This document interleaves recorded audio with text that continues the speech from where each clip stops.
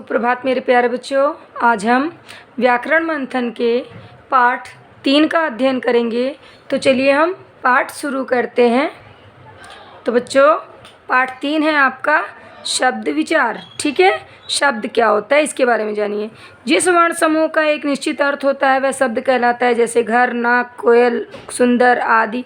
वर्ण समूह तभी शब्द बन सकता है जब उसका कोई न कोई अर्थ हो। बिना अर्थ वाला वर्ण समूह शब्द नहीं हो सकता। जैसे वर्ण समूह आड़ा को शब्द नहीं कहा जा सकता क्योंकि इस वर्ण समूह का कोई अर्थ नहीं है, लेकिन वर्ण समूह आम शब्द है क्योंकि इसका एक निश्चित अर्थ है।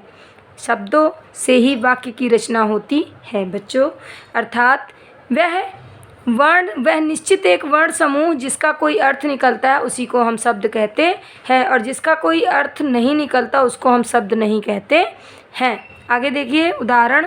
क प्लस उ प्लस स प्लस उ प्लस म प्लस अ कुसुम।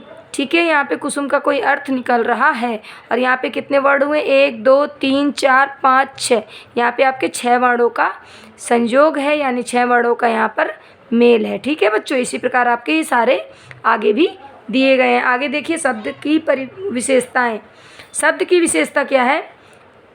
शब्दों से अर्थ की अभिव्यक्ति होती है।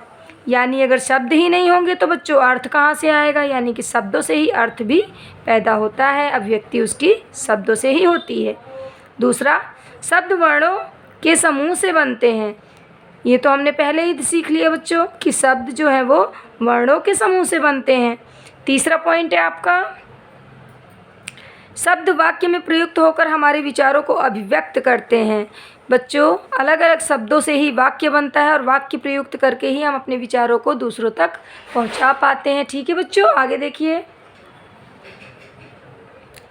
तो आगे है आपकी शब्द की परिभाषा के अनुसार शब्द का सार्थक होना अनिवार्य है, परंतु कभी कभी हम बोलचाल में ऐसे शब्दों का प्रयोग करते हैं जो निरर्थक होते हुए भी सार्थक बन जाते हैं। ठीक है बच्चों, मतलब निरर्थक होते हुए भी वो सार्थक बन जाते हैं। कभी कभी हम ऐसे वाक्यों में भी शब्दों का प्रयोग कर जाते हैं। जैसे तुम्हारी चिक चिक से हम तंग आ गए हैं।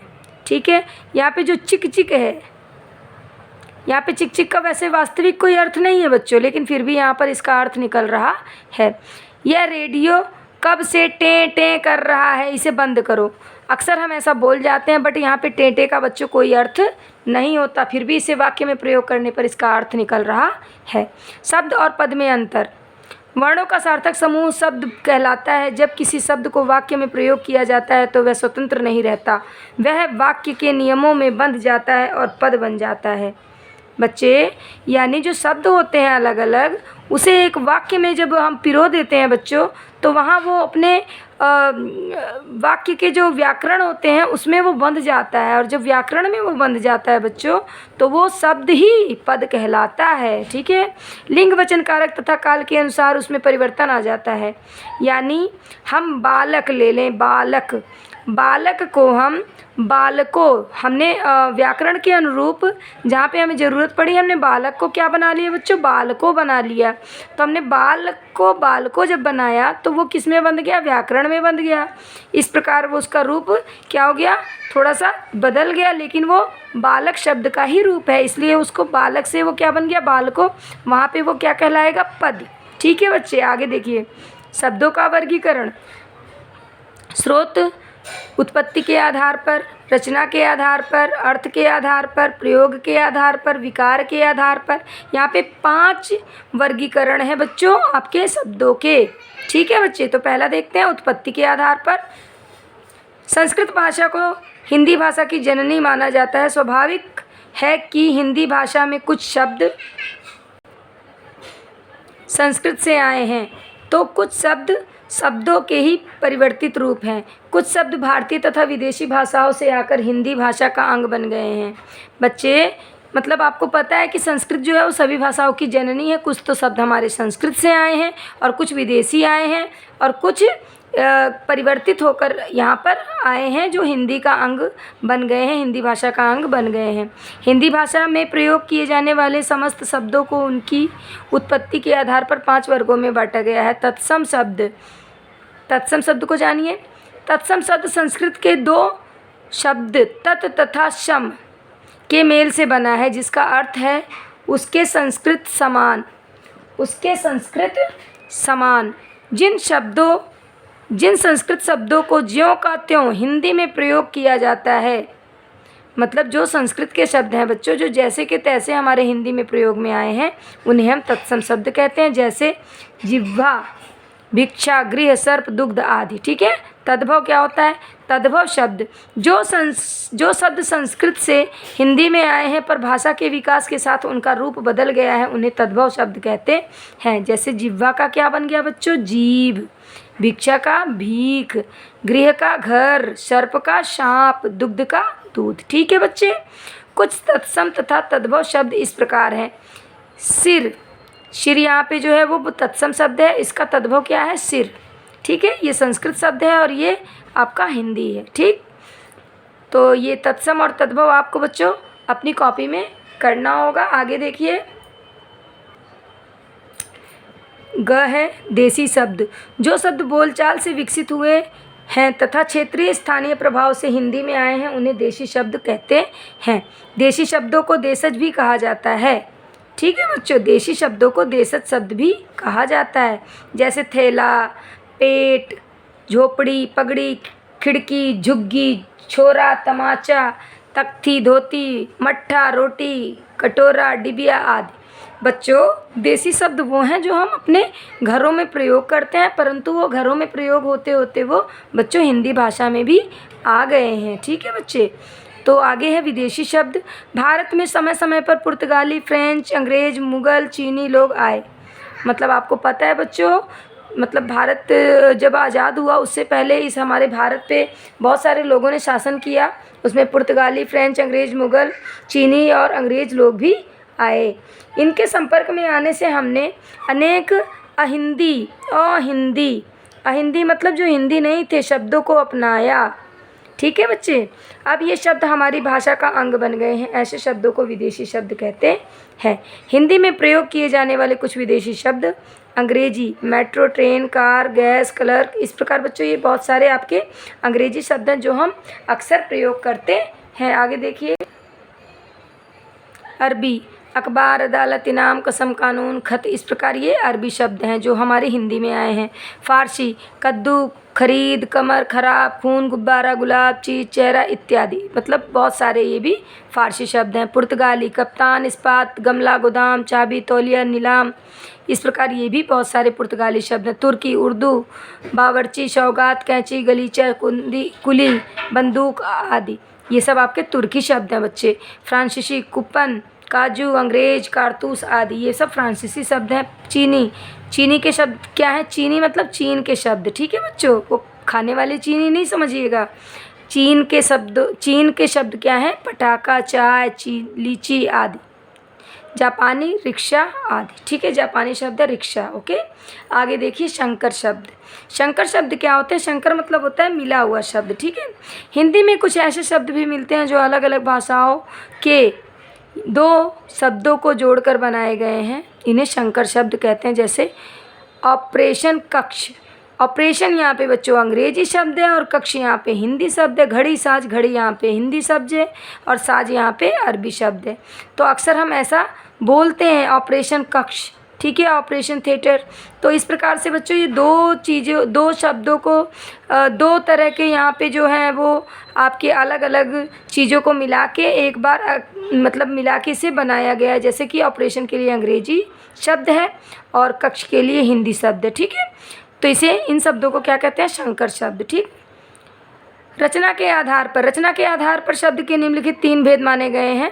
क, रूढ़ शब्द, जो शब्द परंपरा से चले आ रहे हैं तथा जिन्हें खंडों में विभाजित भी नहीं किया जा सकता, वे शब्द रूढ़ शब्द कहलाते हैं। जैसे शिक्षा, समय, हाथ, घर, हाथी आदि।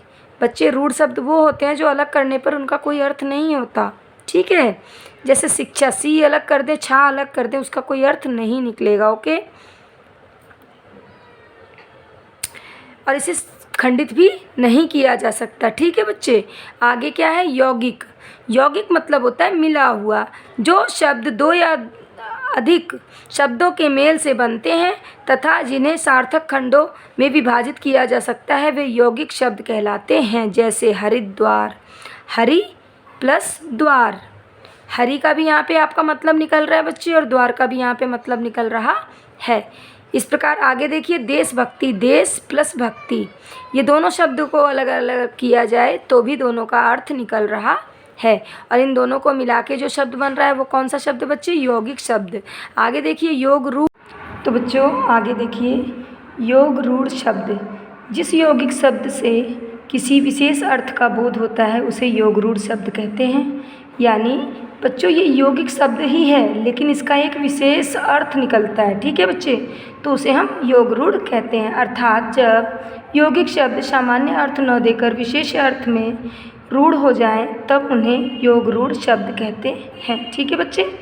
यानी कि वो सामान्य अर्थ के साथ साथ एक विशेष अर्थ दें, ठीक। एक दंत, एक दंत हम किसको कहते हैं बच्चों? गणेश जी को। ये एक विशेष अर्थ दे रहा है इसीलिए यहाँ पे ये योग रूढ़ शब्द है।